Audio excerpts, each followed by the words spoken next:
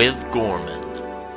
Welcome to Real News with Gorman. Tonight I am going to jump right into it. This is trouble. 2 minutes of truth. The government is lying to us about babies. Now you may be laughing. Oh, Gorman. Here he goes again. About the babies. About the corn syrup. About the deer. You may think I'm inflating statistics, but you can look into this yourself. Our babies are losing weight. No, not individual babies. Across the last 5 years, Stawk Pine County babies have weighed 1 pound less than they did 5 years ago. How do you explain that? Could it be some change in nutrition? Maybe. But I also think that it's striking that babies that were born at the Stawk Pines Municipal Hospital weighed 25% less than those babies delivered at home births. Is it so out of the realm of possibility that there may be an underground racket selling fluids from newborn babies, and the hospital is culpable? I believe that there are special properties in the fluids in a newborn baby's skull, and that the hospital has been extracting these fluids over the last 5 years in a systematized, routinized manner, and selling it to shady actors in a black market, a ring expressly designed to deliver these nutrients to political elites who want to extend their life. Call me crazy. Call me a nut job. Call me whatever helps you sleep at night. But do one thing for me. Begin to think for yourself. And with that, our 2 minutes is up. A meeting of minds. Ivan Chyld, welcome to the studio. Thank you very much, Gorman. Ivan, you are a writer, director, occasionally an actor. I've sometimes been coerced into being an actor. Okay, but mostly a writer and director. And you're in the studio today to talk about your upcoming project, The Valley of the Dolls. Speak to me about this. So it was actually Sally Liebman was the originator of the idea. She wrote the first draft of the pilot, and she called me up and she said, Ivan, I'd like you to come on board. This is an idea about a soap opera. It's set inside a dollhouse, and everything is played by dolls themselves.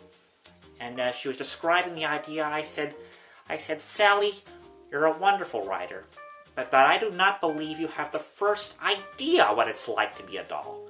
And she said, Ivan, you're right. I do not know what it's like to be a doll. But I know what it's like to feel small. And I know what it's like to have bigger people making decisions on my behalf. And I said, Sally, I understand. I'm in. It was that simple. I said, Sally, you may not like this idea, but I think we should allocate a large amount of the budget to creating a doll-sized camera. And she said, Ivan, the viewers won't know the difference. And I said, I think they will.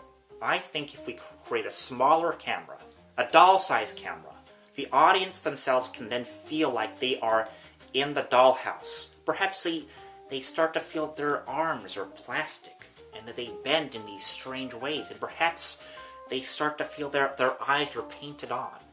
And that is what I'm trying to do with this series, is to make the audience feel that perhaps they're made of porcelain or plastic or rubber, some kind of material that captures the truest essence of the domestic. It strikes me, Ivan, that you are best known as a filmmaker.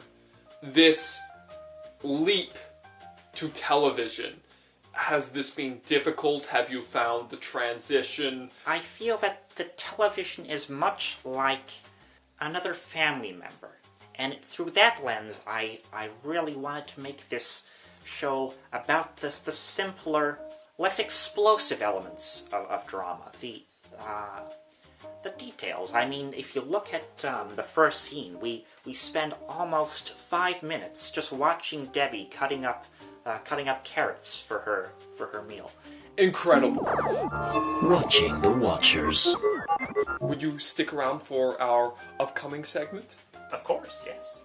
It's called Watching the Watchers. We encourage community oversight and accountability from individuals. A fantastic venture, Gorman. As always, we encourage you to call in on 0482-524-164. Ooh, and we have a call. You're on Real News, you're speaking with Gorman.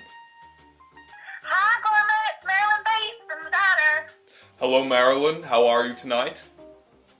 Well, I'm not feeling so good, Gorman. You see, I was just thinking about you talking about how maybe they're putting something in the water, you know, with the Easter hen and the deer. Yes. And I've been noticing similar things. A lot of really weird things happening around my diner lately. This is interesting, Marilyn. Would you care to elaborate? Well, just that a lot of sugar packets have been going missing lately. Sugar packets? Sugar packets. And I'm here and I'm ordering like dozens of boxes every day. And they just keep going missing. Marilyn, this is alarming. I do not want to accuse you of anything, Marilyn, and I would never do that. Oh but my goodness. do you think that it may be possible that you are the unwilling middleman in a drug distribution scheme?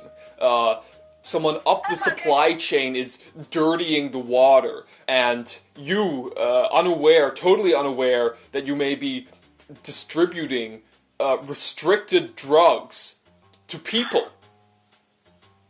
Oh, Gorman, I find that unconscionable. And I would... You know how I feel about that kind of thing. You know, I was on the neighborhood watch earlier this year before Jeffrey Jensen kicked me off it for being too passionate about protecting our community. And might I add, what a tragedy and outrage it is that someone as civic-minded and dutiful as you was kicked off the neighborhood watch. I mean, who are these people? Do they think they run this town? That they can act without any oversight whatsoever? I swear. Oh, thank you so much. Tell you what, Gorman, we haven't seen you around the diner lately. Your parking spot's been empty, not 2 weeks now. What's going on? I've been working on a matter of national significance, and I think that you'll understand. Well, I'm both sorry and glad to hear that. It's good to know that, you know, we got people like you looking out for the little guy like us. I just, you know, I feel strongly sometimes, and, you know, it's just like Ben used to say, back when he was alive, rest his soul. I just can't let injustice lie. Yeah. I just wanted to thank you, Gorman, because you're not letting injustice lie. Marilyn, thank you for calling into the show, and I understand that this has been a difficult time, what with Judy, who you were close to. That's right, Judy Quill, the poor girl who went missing, God rest her soul. Or not. She was the waitress at my diner, and you know what? I had just a hell of a time trying to find a replacement. You know, there's no good help around these days. All teenagers want to do is listen to their boom boxes, their hip hop, their what have you, their rap music. Nobody wants a hard day's work anymore. They just want things handed to them. That's Bill Clinton's America for you. Marilyn, I've been very interested by what you've had to say, and unfortunately we have to cut this segment short tonight, but would you like to come onto the show for the next episode, perhaps as a special guest, and we can investigate this sugar situation a bit further? I think there's more to this story. I would be honored, Gorman, and thank you so much. for the invitation. Well, Marilyn, thank you for helping us watch the Watchers. Thank you, Gorman. Good night. That is troubling. And Ivan, I can see that you are upset. Yes, well, I can't make heads or tails of this. These disappearances, the world is changing, Gorman, and I struggle to keep up. Thank you, everybody, for tuning in. We must conclude our broadcast.